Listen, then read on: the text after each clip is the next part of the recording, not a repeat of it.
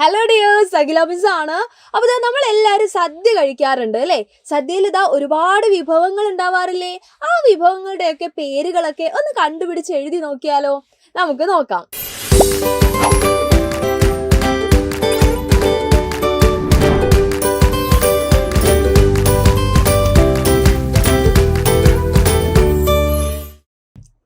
ഇവിടെ ഈ കാണുന്ന ചിത്രത്തില് കുറേ വിഭവങ്ങളുടെ പേരുകൾ ഒളിഞ്ഞിരിക്കുന്നുണ്ട്.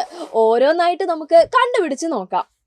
പഴം, പച്ചടി, പായസം, രസം, ചോറ്, ഓലൻ, പ്രഥമൻ.